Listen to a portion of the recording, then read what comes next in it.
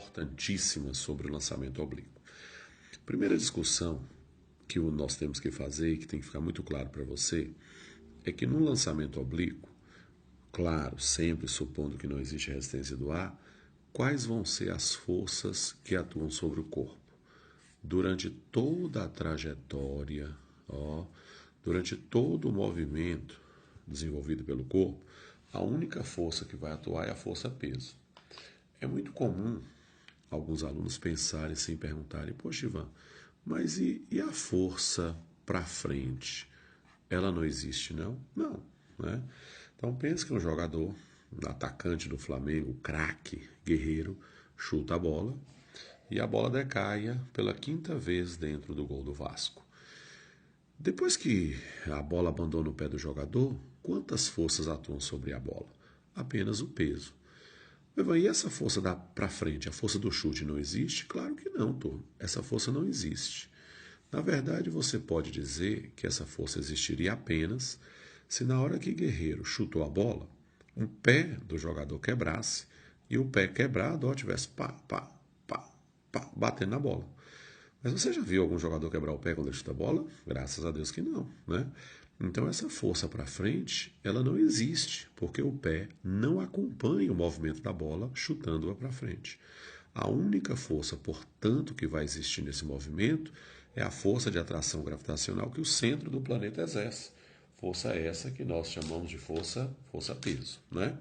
Dessa maneira, então, o lançamento oblíquo, ele sempre pode ser entendido da seguinte maneira. Na vertical, por que na vertical? Tem movimento na vertical? Tem, porque o corpo sobe e desce. Na vertical se trata de um move. Ah, legal, move, né? Cinema em inglês é move. Adoro move, pois é. Então na vertical existe um move. Por que um move?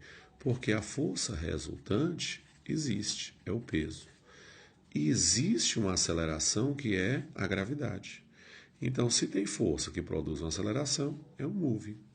Na horizontal, você se lembra que a gente discutiu isso aqui agora há pouco, não existe força, né? Na horizontal, então, se trata de um movimento uniforme, por quê? Se a força resultante é zero, a aceleração é zero. Então, o lançamento oblíquo ele pode ser entendido como uma decomposição de dois movimentos. Um move na vertical e um movimento uniforme na horizontal, ok? Essa é a ideia que nós sempre temos que entender. Quando você pensar no lançamento oblíquo, você tem que pensar sempre o seguinte: o corpo ele vai ser lançado com uma velocidade inicial. Esta velocidade inicial que o corpo vai ser lançado é um vetor. E esse vetor ele precisa sofrer uma decomposição. Então, nós temos que ter uma componente horizontal, que vamos chamar de V0x, esse vai ser o ângulo, e nós vamos ter uma componente vertical, que nós vamos chamar de V0y. Se você olhar bem para esse desenho e para essa decomposição que eu estou propondo aqui, você vai ver o seguinte: qual é o vetor que está ao lado do ângulo? Qual é o vetor que está coçando o ângulo? Não é o V0x?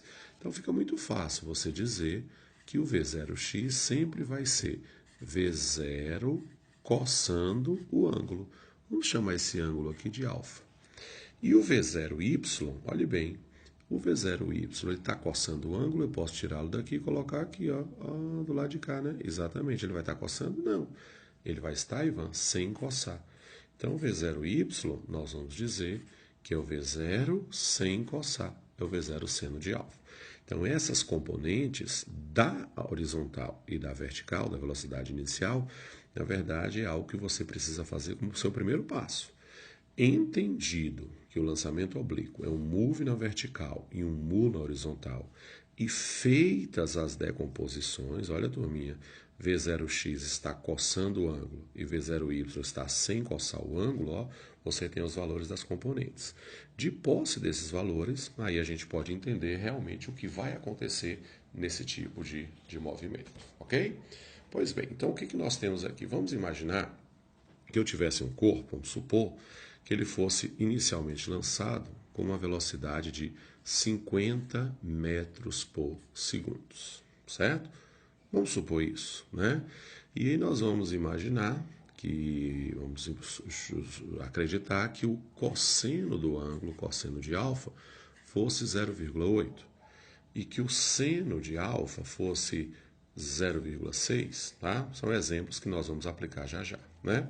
Então, Ivan, o que vai acontecer? Vai acontecer o seguinte, calculando as componentes, né, de acordo com as equações que a gente viu aqui agora há pouco, o V0x seria o V0 cossando o ângulo, portanto, o V0x seria V0 50 cossando o ângulo 0,8, vai dar 40 metros por segundo, né?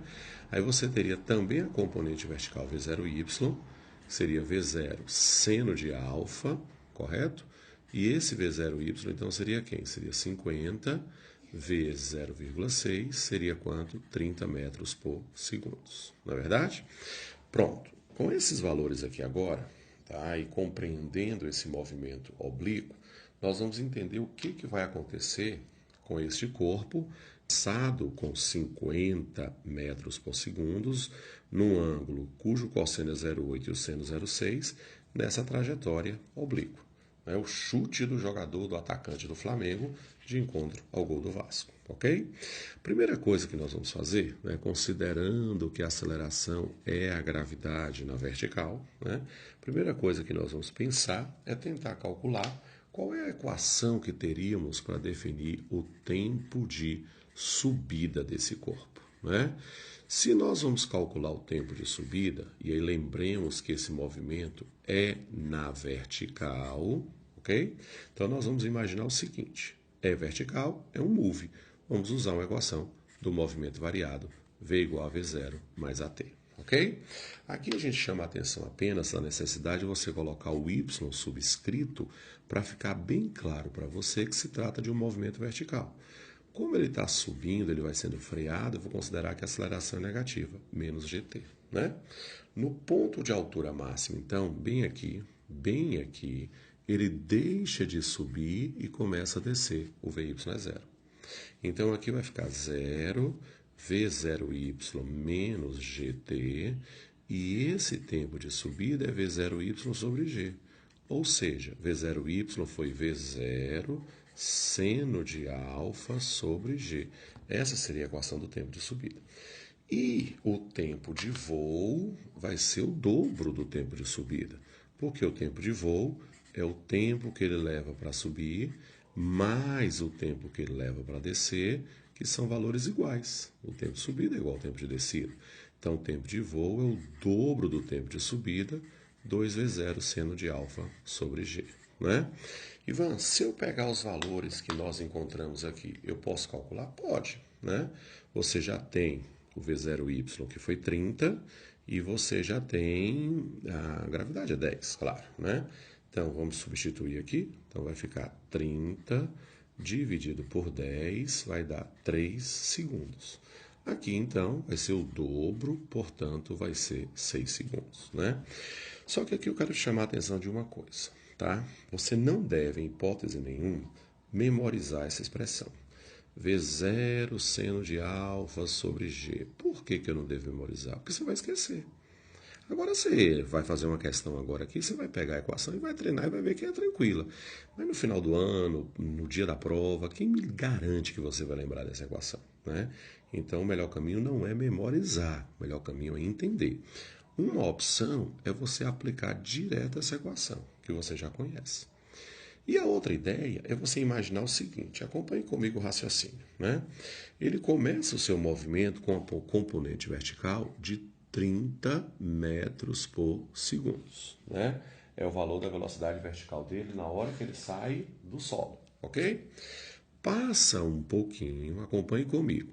Se eu sei, acompanhe o raciocínio, porque isso aqui é fundamental para você, que a aceleração que atua sobre ele é a gravidade, e esta aceleração vale 10 metros por segundo ao quadrado, o que significa nós termos uma aceleração de 10 metros por segundo ao quadrado? Significa dizer que a velocidade desse corpo é alterada de 10 em 10 metros por segundo a cada 1 segundo. Uma aceleração de 10 metros por segundo ao quadrado significa que a sua velocidade é alterada de 10 em 10 metros por segundo a cada 1 segundo. Ou seja, dessa maneira, o que vai acontecer? Se ele começa com 30 metros por segundo, após 1 segundo, a sua velocidade vai ser de quanto? Se diminui de 10 em 10 a cada 1 segundo, a sua velocidade agora vai ser de 20. Olha que legal. Passa mais um tempinho, né? Passa mais um tempo, essa velocidade ela vai diminuindo, concorda? Mais 1 segundo. Então agora nós já vamos para um tempo de 2 segundos. Então agora já são 2 segundos. Essa velocidade vertical agora vai diminuir mais um pouquinho. E esta velocidade, que era 20, diminui de 10 em 10 a cada 1 segundo, ela vai passar a ser 10 metros por segundo, né?